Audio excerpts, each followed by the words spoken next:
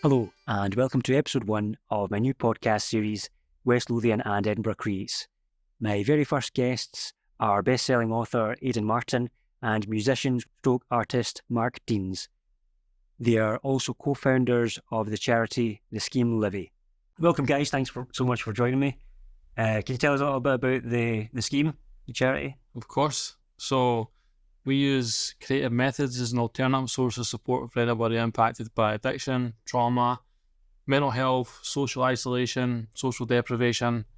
We use creative activities such as acting, filmmaking, music, creative writing, art.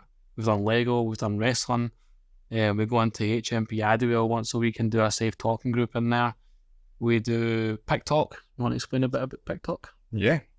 So through the filmmaking sessions that we did this year, kind of don't know how much I can say about it. Basically, it's a documentary about litter picking, and I realised that it was a fun activity. People were enjoying it as we were filming. People were walking and talking and litter picking, and I thought, you know what, it should be a good idea to get a group together, and I think people would enjoy it. So we started it, and it's been a great success. So how important is creativity in your charity, and how do you think it benefits your service users?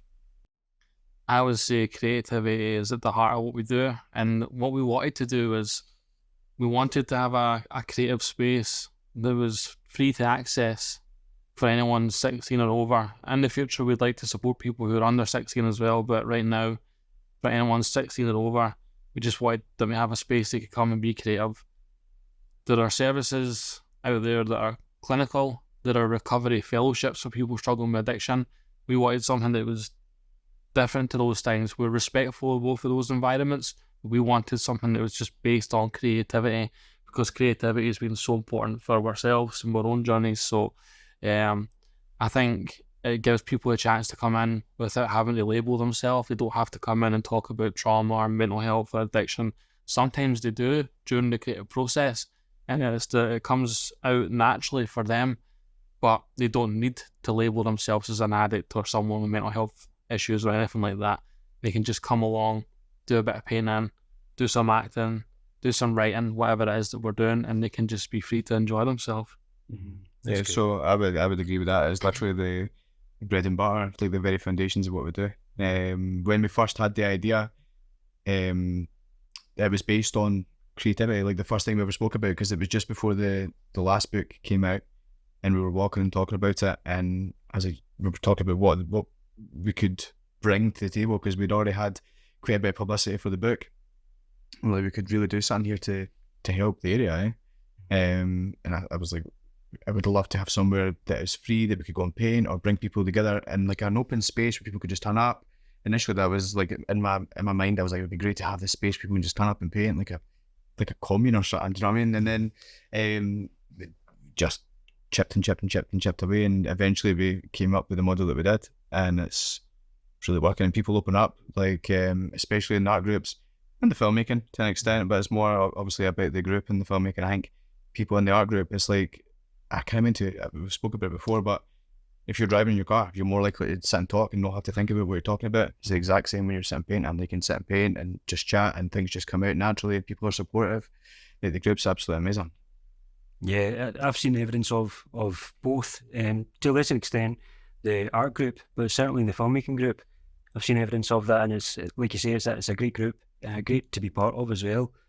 I'm going to move just a wee bit on to creative funding. Now, I don't know if you've seen in the news recently about creative cuts in Scotland, and it is, to be fair, it's been on the agenda for quite a while at government level and in the UK and in Scotland. And it seems anytime there's any sort of cuts, they think about creativity and creative funding first. And it's obviously got knock-on effects, but what I want to ask is how important is funding for yourselves, to keep your services running? Yeah, without funding, the service doesn't exist. We wouldn't get a wage, we wouldn't be able to hire in people with different skill sets. Like we've got Craig James Munkar and Stevie Creed doing the filmmaking. They both bring their skill sets along.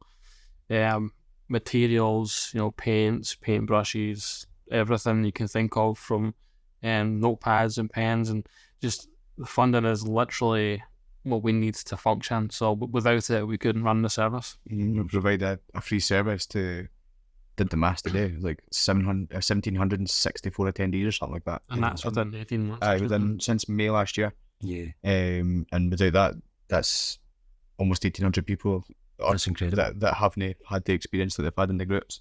And out of that's some of them are repeat attendees. So we've had over 320 unique footprints as well. So that's all our services combined. And the retention there obviously shows that the service is working, in my opinion. Yeah. Like, people are coming back and coming back. And yeah, without the money there, that just wouldn't exist. Yeah. When we first came up with the idea, before we even knew we were going to be a charity, we said, number one, this needs to be free. It has to, the barrier of cost has to be removed. We've got a cost of living crisis on top of it, a drugs death crisis and a mental health crisis. So for people to get this alternative source of therapeutic support through creativity, it had to be free. We had to remove the barrier of cost. So funding enables us to do that. We can run workshops, we can bring in people with skill sets, we can get materials. West Lothian College is an amazing space for us because they'll allow us to run workshops there and have our office space. Without all that sort of support from the college and the funding, we couldn't do that. Yeah. Like, painting's expensive, eh? It's expensive. And my initial point to Aidan when we very, very first planted the seeds of the idea was that painting is expensive and it's a great source of relief for me. Like, I get a great catharsis in it.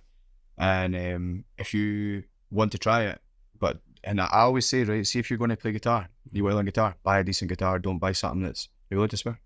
Yeah. Don't buy a shit guitar, because it'll put you off.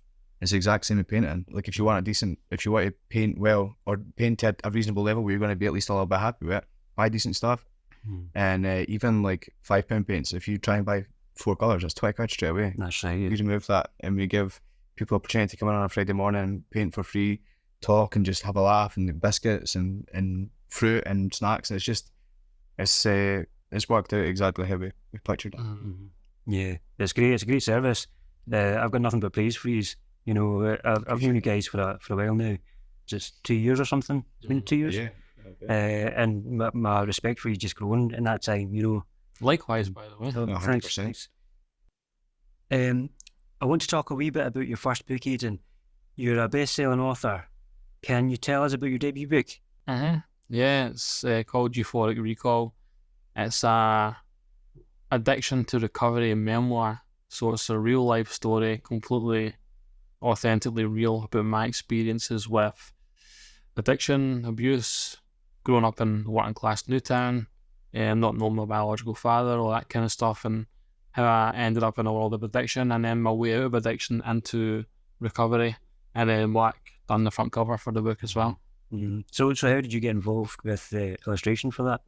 Well, it's kind of like a world's collided right at the perfect time. So obviously, like, we've been friends since I was like 4 or 5, like 30 years almost. And we'd drifted apart when Aidan moved in 2000 or like late 99, and then came back together in like 2008, 2009 through Facebook. Then through those years, we were in and out together, just partying and come back and forth. And then in 2019, I took up painting as a coping mechanism. I realised that I really liked it straight away. The second painting I ever did, I was like, holy shit, this is like an actual like painting. So I was constant, like, every time I do something, if I'm making a piece of music or a piece of art, I just take a wee picture and like, what do you think? Send it to. I was just like a force of habit. It was like my big brother. And so I'd been sending him all these pieces of work and just chucking away whatever I was doing. And then he was like, here, by the way, I've got this idea, right? I've written this book and I'm trying to visualise it. So Aidan believes in visualisation, and since then I believed in it too. And I just want to see the cover so I can picture it on the shelf in Waterstones and online. And I was like, alright, sound. So I was like, I need to read the book though. Yeah. So he sent me the file of the book, and I remember opening it in Lidl. I was in the queue in Lidl, and I was like, I read the first page in the queue, and I was like, holy shit, like, shut it. I was like, put it in a pocket and forgot about it, because it's hard, man. The first page is rough. And I was like, right, sound. Then it got to a point where you were like, dude, you need to fucking send me that. Like, I need it. I want it. And I was like, all right. So I sat down and I read it in like 6 hours, man. I broke my heart over it. And then I just sat and I just sat and drew it. And I initially, the book was called Never Quite Done to start with. So I wrote Never Quite Done in big, massive red letters, and then drew the face that's now the cover on top of it. and sent him it, and he was like, yeah, that's... Well, so when he sent it, as he said, it was meant to be something just for me to visualise it until I got a front cover, and he very kindly did that. But when he sent it to me, I was like, that's the front cover. Like, I knew as soon as I saw it, I was like, that's it. Like, there's no other front cover. This is the front cover. And then the publisher wanted them to do like 30 different versions of that, so they could choose from those versions, and they chose the first one that he did. Yeah, literally. So I did 30 ink drawings on paper. It took me like 2 days, and then she was like, "Do you know, I actually quite like the first one. Can you take away the writing though?" I was like, "Are you serious?" Because we changed the name of the book. The name of the book had changed. So I was like, I took the photo of it, went in and colour graded, changed all the red and just white, like turned it to white, and it just worked. And that was the very first drawing I did. Immediately as my eyes were still streaming with tears after reading the book, and I was like, "Alright, sad for 2 days doing 30, but whatever, it's cool." So how difficult a process was it doing the 30 then? Was that a challenge? Kinda, because it's a very basic draw. It's just a doodle, eh? Like literally I was just doodling faces. Yeah. And a lot of them are very similar, a lot of them are complete shit. I think you undersell yourself, because what you've captured with the cover is the two different aspects of what I was going through, like the real version of me trying to break out, but the version of me that's in pain and So I was looking at it this morning on Amazon. Somebody had posted that one of the ladies that had posted about the new book had posted the link to Euphoric Recall. I clicked on it just to go see it again. And I was looking at it, I was like, yeah, it's alright. And then I was like, what was I thinking when I drew it? Because it is, in my mind, every time I see it, I'm like, so squinting off. But then it's like, the side on this side, it's like your young, like dark self. And then the bigger side, so it actually does get bigger on the other side, is like your new, like, butterfly life. That's what I get from it. It feels like two faces, the one of innocence and one of pain. And that's why I loved it. Like two sides of the same coin, kind of thing. Yeah. I like that. I think that's maybe what I was thinking. And I liked it. I liked that parts of it were like chaotic, because parts of my life were chaotic. So the cover really represented. As you can imagine, by like halfway through the 30, they were all fucking chaotic. And I loved every image you sent, but nothing quite hit home like the first one. So I was glad the publisher eventually agreed that the first one was the best one. Yeah. And was your publisher okay with you introducing Mark and like project? Publishers, the woman that runs Guts Publishing, she's an artist herself, so she understands art and she gets it, and she loves Mark's art. So it's a cool angle as well, like two boys that have grown up together and obviously like working on the book together was a cool thing. I knew in that moment, when he'd done the front cover that we were on a journey together. At that time I thought it was just going to be a journey with books, that we put our creative talents together. I didn't know it was going to lead to the charity and stuff in that moment, but I knew we were at the start of something. It's really cool to see where it's gone. Absolutely. Really wild. Yeah. And it's still going. Yeah. So you made fun of me the other day for saying I talk about my mad journey all the time, but it's true. It's like this. The only way I can describe it is that it's just a mad journey, man.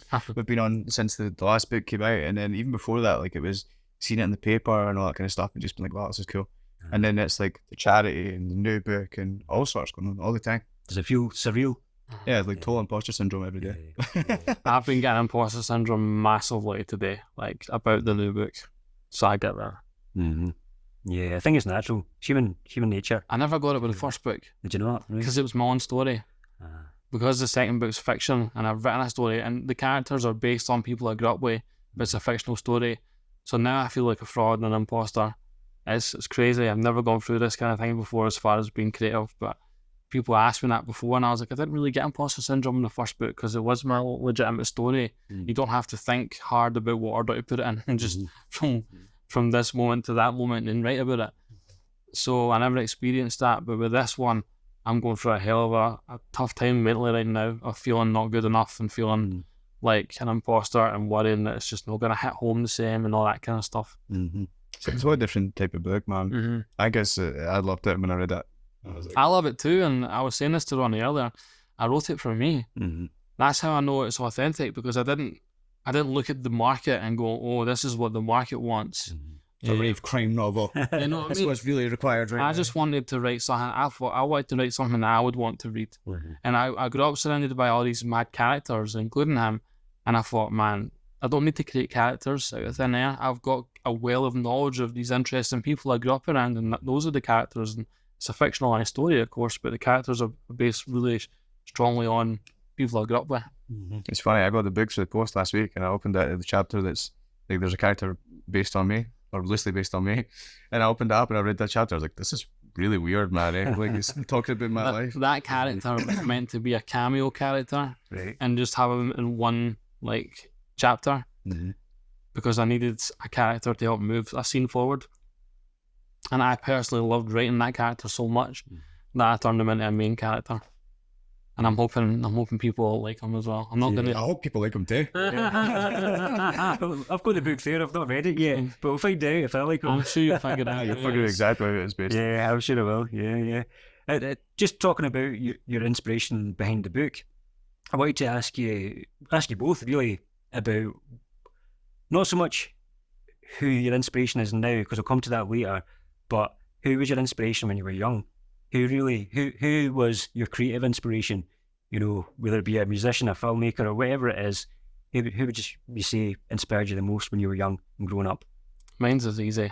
Eminem and Kurt Cobain, because I loved writing poetry, but it was all about getting my feelings and emotions out, and I always identified with them. They somehow managed to take their pain and darkness and turn it into actual magic. Two different styles of musicians, but two that will stand the test of time. Long after we're gone, they'll still be remembered as two of the best that ever did it. So those were the two that really inspired me and got me into writing. How about yourself, Mark? I don't know. That's a hard question, man. See, when I think about it, like I've never really given it a great deal of thought. Musically, I would say I take a lot of inspiration from like Frightened Rabbit, Admiral Fallow, like one of my favourite bands. Basically like Scottish indie. I love Bon Jovi growing up. And I love punk, like I love Green Day and Distillers and all that. Gaslight Anthem are like one of my favourite bands of all time.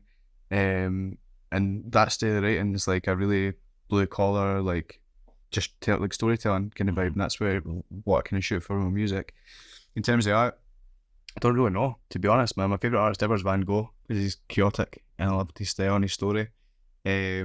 What got me into painting was I Needed Colour by Jim Carrey.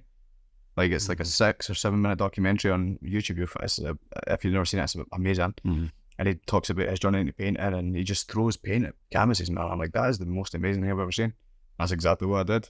I was like, I need that. I need colour, man. And I did, and it's like, we've got very similar styles. So did you have an interest in art and painting before that documentary then? Aye, like when I was really young, I was like, I drew every day, and then I kind of lost it. Like, obviously through high school, like I sat art, like I did art in 2 and got an A, which I was quite chuffed with. But that's as far as I took it. And then I went off and did a bunch of different things. I studied media and television at college, and then went off and become a chef and worked in offices. And you just fall out of things, eh? Like, I just had lost that. And then I had gone through a breakup, and the day after it, I was obviously just feel shit after it. And I had bought some charcoals and a sketchbook. I was just drawing in the sketchbook, and I filled in the blank space. For the first time ever, I was like, that looks like a piece of art, man. That looks like something I would see in a book.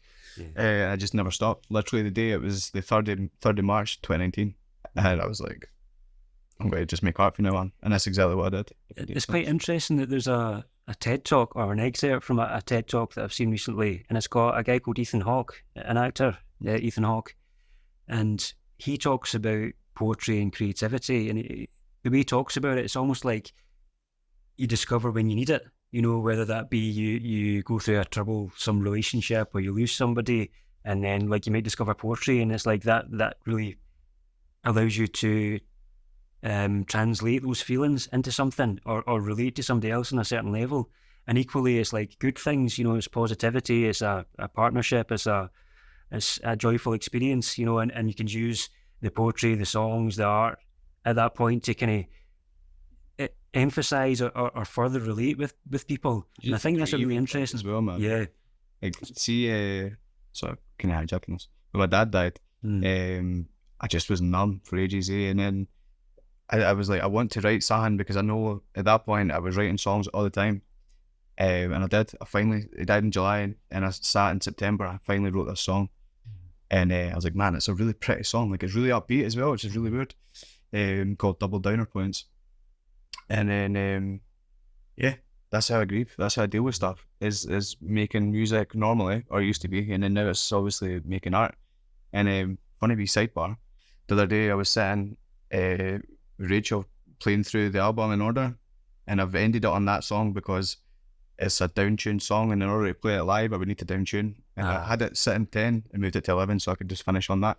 And I made it all the way through the album, everything was fine, and then when I was singing that song I just got really emotional, man, because I was like, this is an album collection of like from 2016 right the way through to like 3 weeks ago. This song was right bang in the middle after going through all that, and it was just like, I just felt really proud of the songs, and then obviously the songs about my dad, and I was like, total lost it. I was like, I can't play that anymore. Had to stop, man. It was weird. It never happened before. That's understandable. But yeah, that's what I use it for. I think it's important to do that. You know, it's important to have some sort of release, because if you don't, then it kind of festers inside you, doesn't it? So it's catharsis, man. It is, yeah, definitely. I find that as well. I want to talk a wee bit about your creativity and your influences now. So have they changed from when you were younger? Are they still the same? Or are there more influences? Has your inspiration matured over time? That's a difficult one because I'm influenced by certain authors, but I struggle to read. It's very ironic that I hope and want people to read my book, but I'm a very slow reader myself and struggle to read a lot of books. But I look at Irvine Welsh as being a big influence because he showed that you can talk about real Scottish experiences, and he's made a good career out of writing about that. So when I thought about writing about real life Scottish experiences or real life scheme experiences, I thought, well, Irvine Welsh, Trainspotting's the obvious go-to for understanding that you can do that and you can reach a wider audience. So I would say Irvine Welsh for me. Classic Scottish literature. How about yourself, Mark? Good book ever. I don't know, to be honest. I think especially musically, like my influences have kind of appeared later in life anyway. So I was in my 20s when I properly started playing. Artistically, doing this has been great. Doing this game has been amazing because you surround yourself, like with you, obviously, like one of the most creative people I've ever met. It's the most amazing thing ever, surrounding yourself with creative people and having creative people come to you and be a part of that community, because it's inspiring, man. You take in that energy and just drink it all in. Absolutely. And I've never been as creative. Like this year, I've not painted for like 6 weeks or something, but for the first 8 months of the year, I was numbering every painting, and I got to like, I think I'm at like 58 or something. Wow. And that's not just paintings, but like pieces of art. Yeah. And that's the most I've ever created, and it was in like 7 months. So I was on a roll, man. And you get into that, just surround yourself with creative people, and good stuff happens. It's one of those interesting things, like you hear it a lot, find your tribe. It's one of those phrases that kind of get bandied about all the time. And if you were anything like me, I spent a long time being the only person making stuff, because it was all about just me making things and about how I translated things that I saw onto the medium that I was interested in. So for me, for a long time, it was painting. So I had my own wee world, and I was very closed in, and I didn't really see or relate to other artists because I was too busy in my own mind and making things in my wee corner of the room. And it wasn't until I started really working at the college and speaking to other folk that I'm like, man, you're like very similar to me, and you've got some great ideas. I love the way your brain works. And it was from then you start getting me ideas, and you have, I would say, maybe not even ideas, but nourishing conversations. You have these sort of wee interactions, and makes you go, oh wow, that's just amazing. And that's something that I very much closed myself off from for a long time. You know, maybe 7-8 years anyway. I was working by myself, you know, and shutting everything and everybody else out. And your mind kind of, when you get to this point, goes like that. You know, you're kind of like, wow, it just expands, and it's like an explosion, you know. And I love that. I love being able to speak to somebody and they go, yeah, I've been through this and I've done that. And you're like, wow, I've not even considered that. That's amazing, you know. And so in part it's discovery. Conversations allow me to discover things from people, you know, like yourselves. I can discover things from you guys that I've never even considered. And that's amazing, you know. That's something that I've very much lost Likewise, by the way, 100%. I've Oh, learned thanks. like a wealth of information for you, man. No, I completely agree with that, man. I was solitary myself as well. Like, genuinely, I actually took that part as like I think, because I was getting anxious playing music live, man. And then COVID happened, especially like during COVID, obviously you couldn't do anything. Yeah. So I was enjoying playing live streams, because I was completely by myself, couldn't hear people laughing or talking or whatever. And then I started to really enjoy like taking on commissions and things, and I didn't get anxious about it because there's nobody there to watch it. Do you know what I mean? Yeah. But it does become solitary, and I really liked that when we started doing the workshops, just being around other people, man, seeing other people and being able to compliment people's work, man. People are amazing. Yeah. And it's just the coolest feeling ever to be in a room fully 10 people all just sitting making, you give them one prompt and everyone just makes something completely different, man. It's And they support each other as well. We see that all the time. People supporting each other, encouraging each other. That's a beautiful thing. It's like literally the best part of the job is seeing the community come together. And we stole a screenshot of one of the videos. Like, I took a video of the last filmmaking workshop, and there's a bit where one of the ladies like makes a mistake. She just gets this big massive cuddle, man. It's the best thing ever. It made me glow when I saw everybody's and in the screenshot, everybody's face is just all lit up. Just enjoy laughter, man. It's the best thing ever. It's amazing. It is. One of the things that I like to talk to people about is mistakes, and it's good that you've just kind of brushed upon that. In any job in the world, other than a creative, artistic one, you're not really allowed to make mistakes. You know, it tends to be frowned upon. A mistake's a bad thing. You know, it's like if you're a doctor and you made a mistake, you're playing with somebody's life essentially. You could end up killing somebody. Whereas an artist or a writer or a musician, if you make a mistake, you could then go, oh, I like that mistake. Let's see if I can do it again. And it's one of those things that, again, I think for me, it's about discovery. So for you guys, how do mistakes play a part in your craft? Well, before we became a charity, we were a voluntary organisation, and we were doing one-off workshops to see how they went. And we did a one-off painting workshop, and we had everybody with the easels back to back, and they had their palettes for the paint and everything. And we realised in that workshop that we never gave them any tables to put the water on. With paper easels. Paper easels. Paper pallets. Sorry, paper pallets. So I was like, oh no. So there was so nobody had anywhere to put anything. So we learned from that one workshop that it's something simple, but it was an oversight. Make sure we have tables, and we have art workshops now where we're actually sitting down at a table, and it works better. So, and when we done filmmaking last year, there were things that went well and there were things that didn't go well, and we sat down and said, okay, let's improve on last year, and we can safely say that the filmmaking this year has gone to the next level, and that's because of learning from mistakes. So mistakes are a really important part of it. Yeah. I think even like in paintings, like mistakes are important. There's just happy accidents. That's how I learned to paint, basically through subconsciously just watching Bob Ross. But do you like squirrels? Yeah, Do you like squirrels? Oh, dude, I would love to have a squirrel or a duck. I like ducks as well. Did he have ducks? No, and that would be hilarious. Yeah, imagine he had one of those in his pocket. Really complicated painting situation. No, I think some of the most interesting things come from mistakes. Like, I really like spending hours painting like meticulous, like portraits or whatever. But then I also really like just throwing paint on and hoping and seeing what happens, picking out shapes and just going with it. Yeah, I can relate to that. Like, for a long time was doing commissions, so I would always stress about details. Like, if I'm doing a portrait of a person, if their eyes are millimetre out, they're either doing a weird expression or they just no longer look like that person. So I would be really bogged down by those details, and sometimes it would be quite stressful, you know. And I find that when I create something that's more abstract and more free, it's like I feel more free for doing it.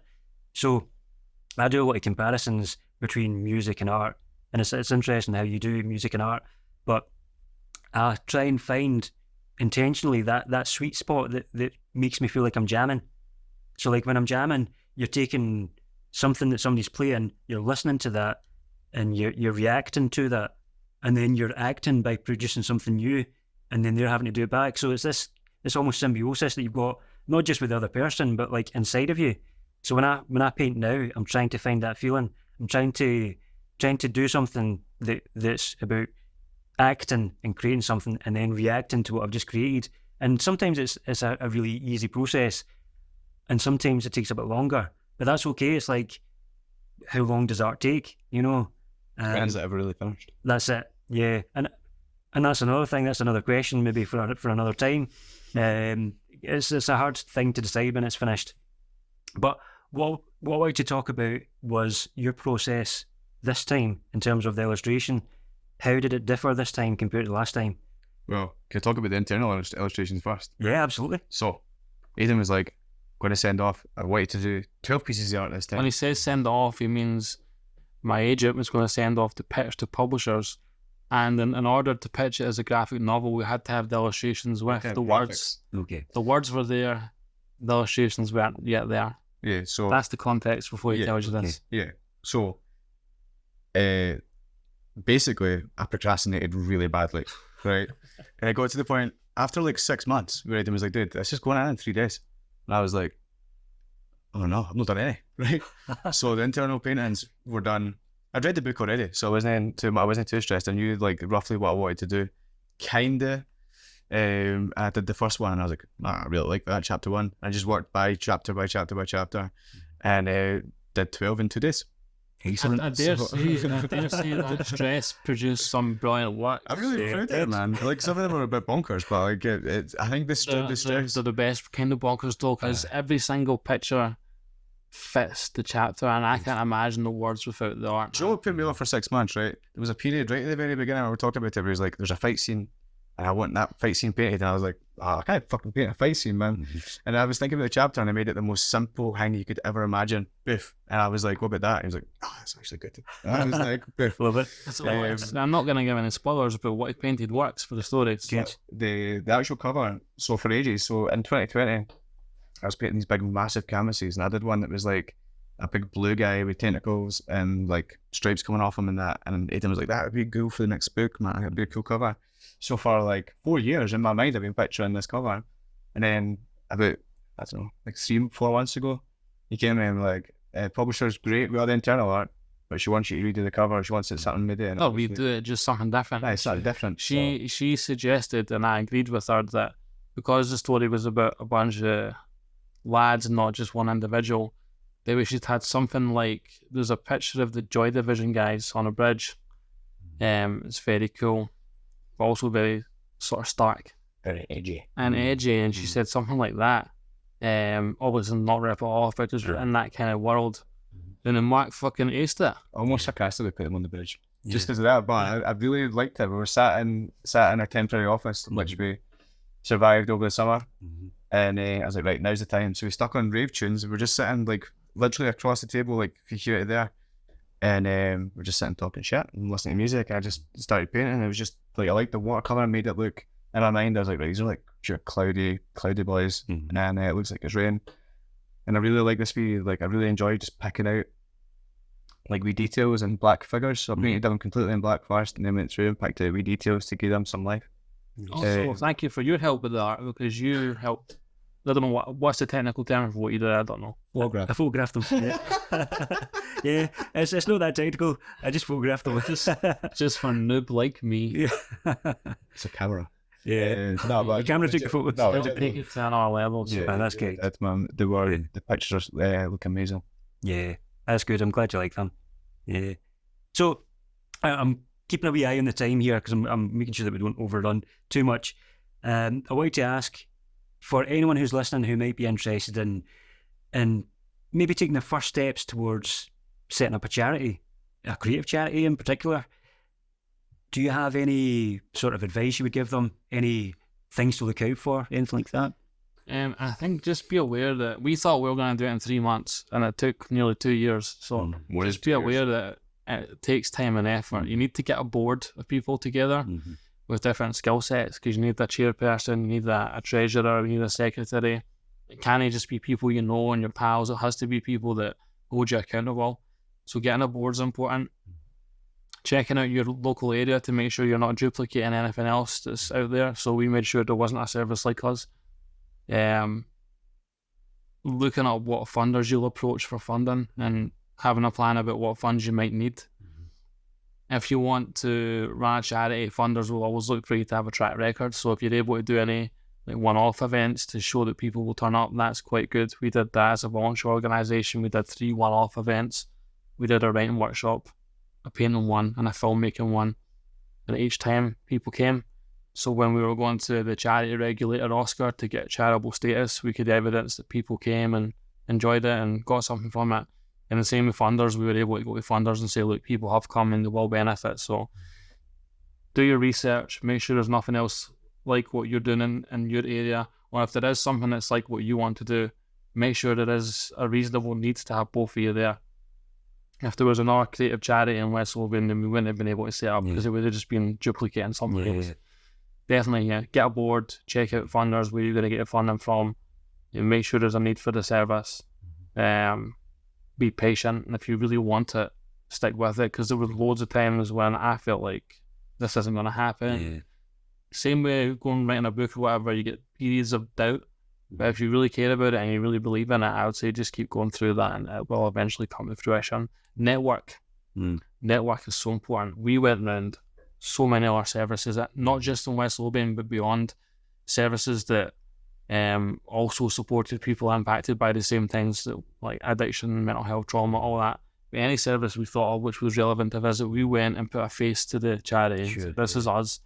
And before we got charitable status, we went and spoke to CEOs and other people of different charities and asked them, how did you do things and what are the pitfalls and what are the pros and cons? And so we did our homework. We're dead serious about it. You gave really formal answers. I like that. You gave the technical answers. Mine is like, be patient. Patience is key. And see if you've got a mad pipe dream. See if people always ask, like, how did you manage that, right? Like, how did you guys get to where you are? And I'm like, because we had this crazy idea. Nobody else was doing it. And we were like, that would be awesome. And we just did it. And loads of people have these things where like, oh, I'm going to start a band. I'm going to buy a bar, right? Never do it. See if you really want it.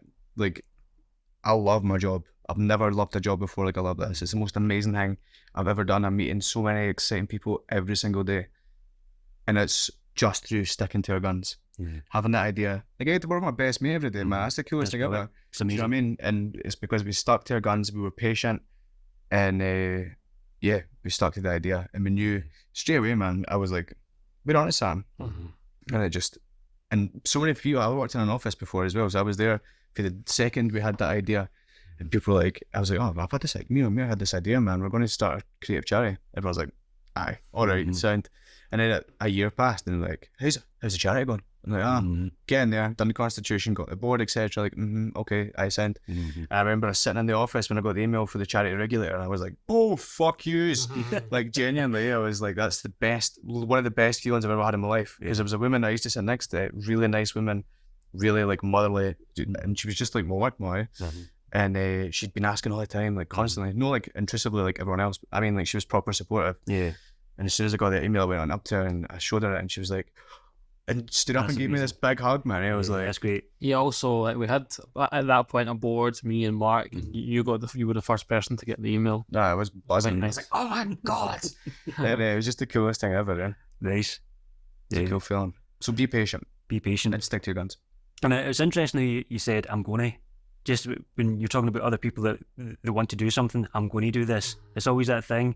I reckon ideas are easy, but putting ideas into motion are difficult. I'm doing this, man. And we also said with the first book that one day that'll be in Waterstones, and it was. And we went in to see it live and in flesh. Do you know what, right? I remember going to Aidan's once, right? And he had this thing on his wall, and it was like a list of different things to achieve. And you were ticking them off one by one, right? So I wrote on a wee tiny bit of paper like that size, I wrote like 8 different things. And the last one, I done it. Ticked every single one of them off. And the last one was, I no longer work in an office. I make art and music every day. I'm happy. And that was it. And every single thing is done. And I was 29 when I wrote it. It was like, I'm 32 years old, and by 32 I'd done all of it. And I left the office job when I was 32 and managed to go and do it. So have you got a new list? Not yet. It's a good idea though. Working a new one. Yeah, I've got a list. It's a vision board, and it's what to do with my writing ambitions. Yeah, good. Well, that's all we've got time for, unfortunately.